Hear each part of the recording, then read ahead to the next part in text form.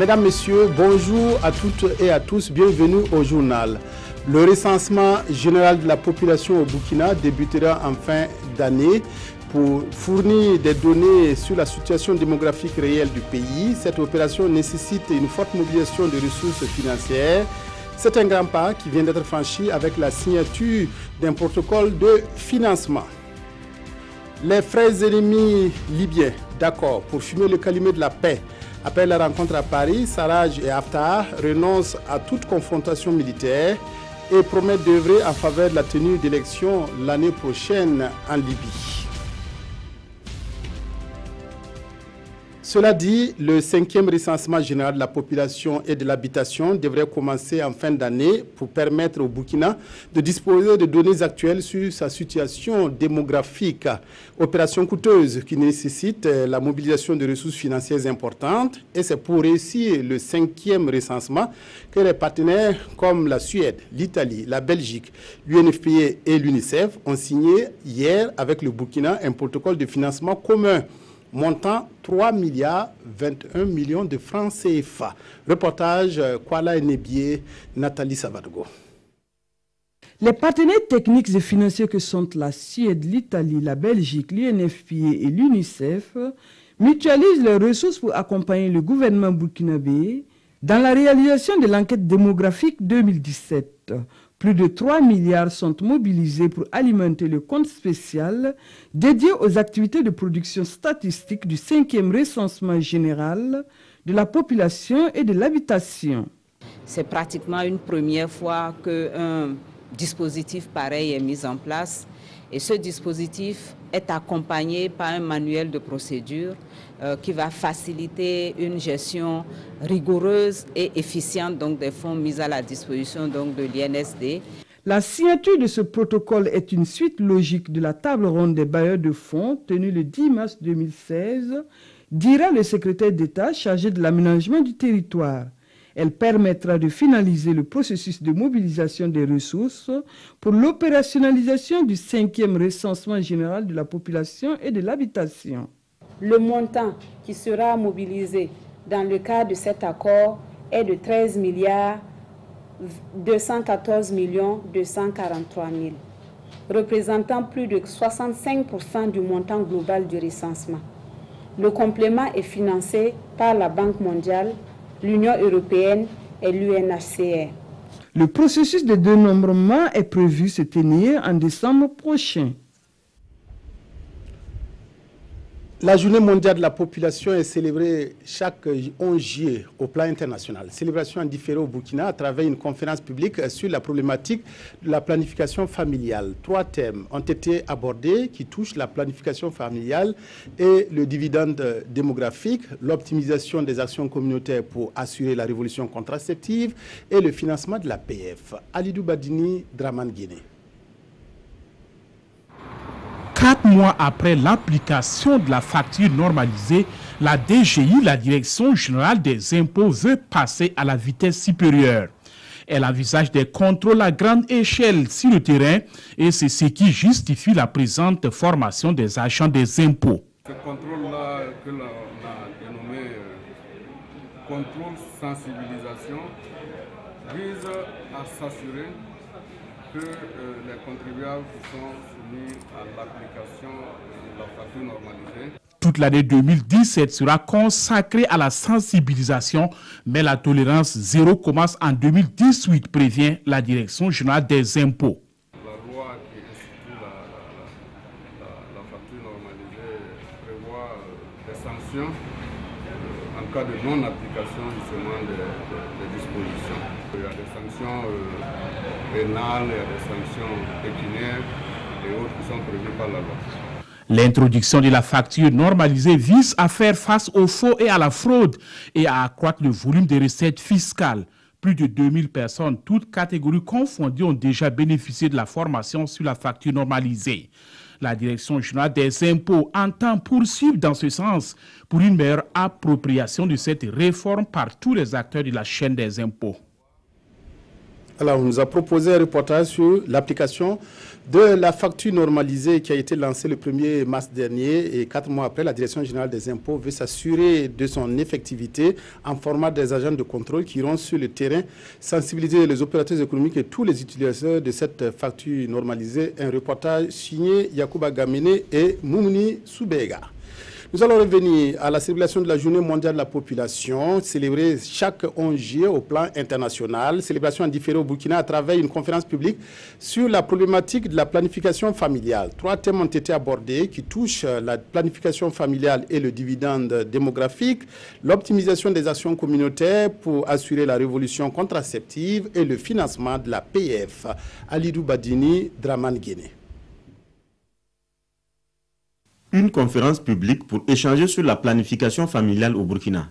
Il s'agit pour la Direction générale de l'économie et de la planification familiale de chercher à équilibrer le taux de croissance démographique avec celui de l'économie. Ces acteurs vont aussi échanger sur la question de la santé de l'enfant et de la mère, facteur essentiel pour capter le dividende démographique. La question de la planification familiale est une question donc essentielle pour permettre donc à notre pays donc d'atteindre donc les objectifs qui sont consignés dans le PNDS. Parce que quels que soient les efforts que le gouvernement fait dans le domaine économique, tant que nous n'arrivons pas donc à maîtriser donc la question donc du taux de croissance démographique, ces efforts donc demeurent vains. Et le gouvernement donc soutient toute initiative, toute action donc entrant donc dans le cadre donc du maintien, en tout cas, et de la maîtrise de la croissance démographique pour un développement donc humain durable au niveau national. Cette conférence publique s'inscrit dans le cadre de la Journée mondiale de la population. Une journée qui vise à réduire le taux de croissance démographique à 2,25% au Burkina pour un développement humain durable d'ici à 2030. La planification familiale n'aurait pas de retombées bénéfiques pour les femmes si des pratiques comme les mutilations génitales féminines se poursuivent encore. Le Conseil national de lutte contre l'excision multiplie les efforts pour enrayer les MGF en sensibilisant les femmes leaders et membres des associations. Celles du Cadre suivent une formation sur les conséquences et complications de l'excision. Les précisions de Roger Kam et de Yolande Lompo. Le Conseil national de lutte contre la pratique de l'excision poursuit ses efforts pour l'élimination de la mutilation génitale au Burkina. Selon la présidente du CNLPE, de 13,3% en 2010, le taux de prévalence de l'excision au plan national est passé à 11,3% en 2015. Malgré ces résultats, il existe des cas d'excision pratiques dans la clandestinité. Et à cette rencontre, les professionnels de la santé féminine vont sensibiliser les femmes leaders et membres d'associations sur les conséquences de cette pratique. Vu que c'est la période des vacances et c'est la période souvent propice à la pratique de l'excision, surtout dans la clandestinité dans certaines localités, en sensibilisant les femmes leaders, les membres d'associations et surtout les scolaires, ça peut nous éviter que certaines de nos filles tombent entre les mailles de ces exciseuses. Après des communications sur les conséquences des complications de l'excision et des projections de films avec des images choquantes, ces femmes disent percevoir l'urgence de cette lutte. Je rappelle à toutes les femmes, à toutes les vieilles de Burkina Faso de laisser l'excision parce que c'est pas bon. Ça perd la vie. Regardez cette fille, tu pouvais même aller jusque devant. Regardez, il est mort de perdre du sang à cause de l'excision. Et selon la présidente du Conseil national de lutte contre l'excision, d'autres actions sont en cours pour l'élimination de cette pratique.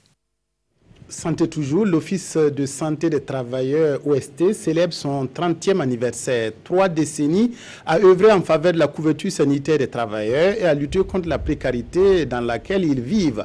Pour marquer cet événement, le thème choisi est OST, 30 ans d'expérience au service de la santé des travailleurs.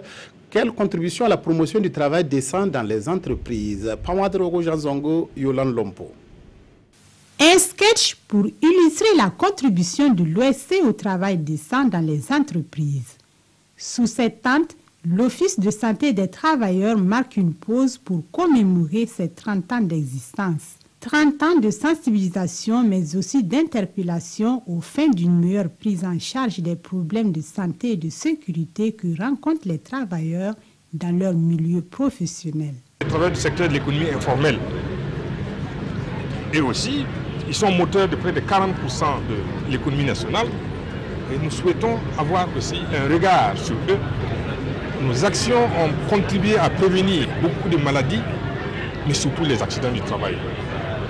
Lorsqu'on se réfère aux statistiques, on constate une baisse notable des cas d'accidents du travail dans nos entreprises. Et cela, je crois qu'on peut s'en féliciter. La santé au travail est aussi une source positive de production et de productivité. Et les différents intervenants qui se sont succédés à cette tribune l'ont rappelé. Qui dit travail décent, dit travail épanouissant, à commencer par la santé du travailleur. Et je voudrais ici saisir l'occasion en tout cas pour féliciter l'OST pour son œuvre immense donc, dans la préservation de la santé des travailleurs.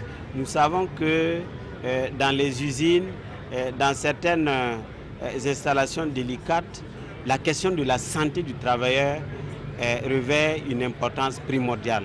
Et l'OST a été présent sur tous les chantiers à ce niveau-là.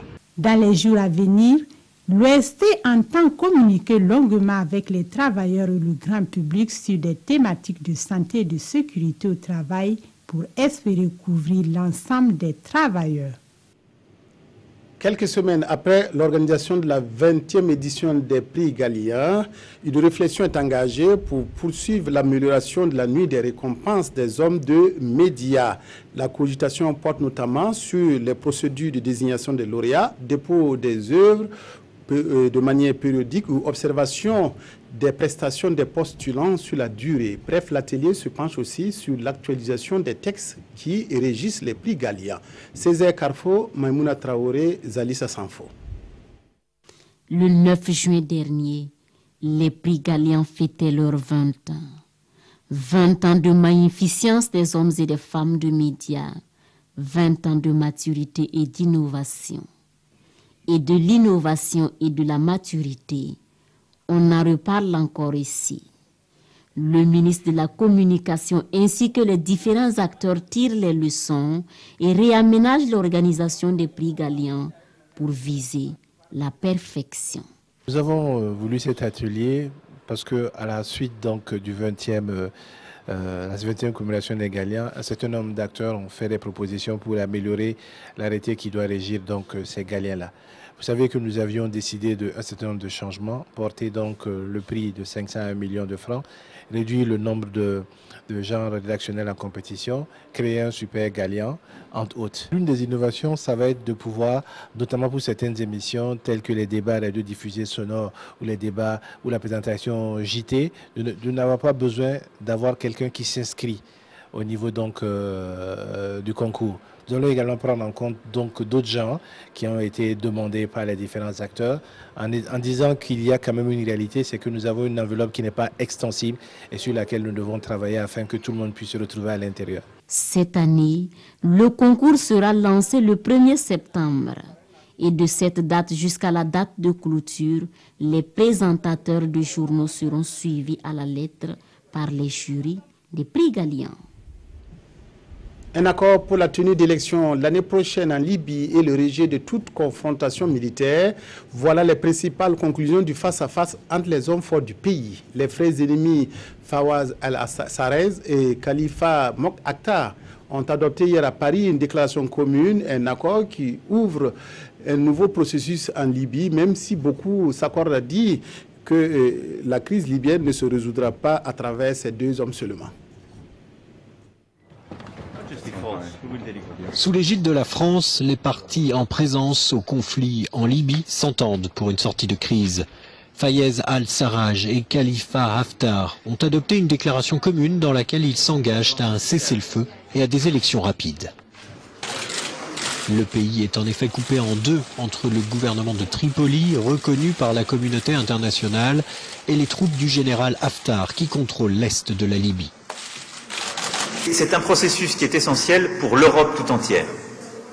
Car si nous ne réussissons pas ce processus, à travers les risques terroristes à travers les conséquences migratoires qu'un tel échec produirait, les conséquences sur nos pays sont directes. Des élections pourraient donc avoir lieu dès le printemps prochain, si l'on en croit le président français. La déclaration adoptée à la Celle-Saint-Cloud représente en tout cas la première avancée tangible dans le dossier libyen depuis les accords signés sous patronage de l'ONU en 2015. En attendant un cessez-le-feu, les hommes du général Haftar continuent d'étendre leur emprise sur l'Est. Au début du mois, ils ont pris le contrôle de Benghazi, tenu jusqu'alors par les djihadistes. Dimanche prochain, les électeurs vénézuéliens iront aux urnes dans le cadre de l'Assemblée constituante. En attendant ce scrutin qui continue de diviser, les Vénézuéliens fuient par milliers la crise politico-économique. La plupart des réfugiés se retrouvent en Colombie, craignant que la situation ne se dégrade davantage dans leur pays. Selon les autorités colombiennes, entre 300 et 350 000 Vénézuéliens vivent déjà en Colombie. Face à la crise que vit leur pays, des dizaines de milliers de Vénézuéliens inquiets et désemparés traversent la frontière colombienne. Objectif, se réapprovisionner ou émigrer. Les autorités colombiennes ont noté une hausse de 5% des arrivées ces derniers jours. 50 000 Vénézuéliens entrent en moyenne et 25 000 ressortent. Ça me fait peur. Je dois accoucher en décembre. J'ai peur d'arriver au terme de ma grossesse et qu'il n'y ait plus de médicaments, d'antibiotiques, tout ce dont un bébé a besoin. Et si quelque chose se passe et que je n'ai rien pour lui? Alors nous nous sommes dit que nous allions venir ici. Mon mari va chercher un travail, nous chercherons un endroit où vivre. On va voir si on peut s'installer, si je peux accoucher ici. À l'approche de l'élection de l'Assemblée constituante prévue ce dimanche, avec l'amplification de la mobilisation, les grèves, la plupart craignent que la situation empire encore dans leur pays. Nous avions déjà décidé de partir aujourd'hui, peu importe ce qu'on quitte. Nous ne savons pas ce qui va se passer. Nous avons entendu beaucoup de rumeurs et s'ils approuvent l'Assemblée constituante, ils pourraient fermer la frontière. Nous ne savons vraiment pas ce qui peut se passer. Et sans doute beaucoup de gens comme moi pensent quitter le pays avant dimanche. Selon les autorités colombiennes, entre 300 et 350 000 Vénézuéliens vivent déjà en Colombie, dont près de la moitié illégalement. Une véritable crise migratoire est en cours et concerne toute l'Amérique latine. Beaucoup ne sont que de passage ici et visent le Pérou, le Brésil, le Mexique ou encore le Panama. Les différentes attaques qui sont survenues dans la nuit de lundi à mardi dans le Soum sont commentées par les journaux qui accordent quelques colonnes au face-à-face Sarraj Haftar hier à Paris. Revue de presse avec Tobom Evelyne Dabiré. 5 personnes abattues par des djihadistes présumés, c'est l'information à la une des parutions de ce jour. Le Sahel est une fois de plus frappé, affirme aujourd'hui au Faso. Bilan, 3 villages attaqués, 5 personnes tuées, informe le quotidien.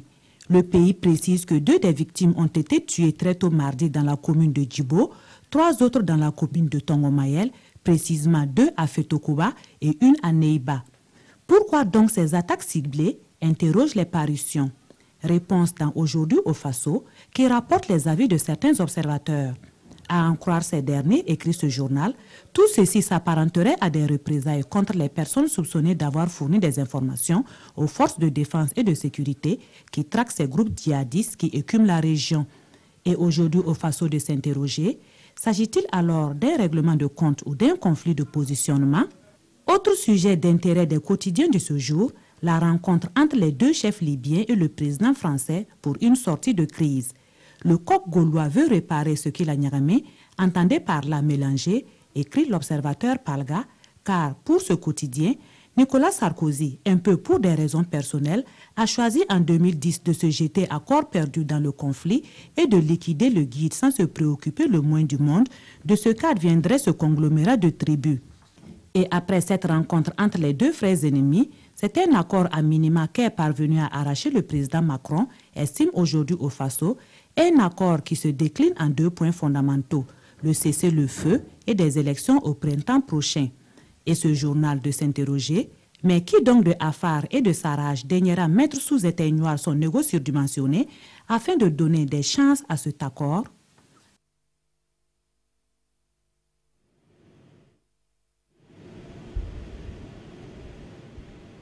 Merci de votre fidélité à la RTB. Excellent après-midi en compagnie de nos programmes.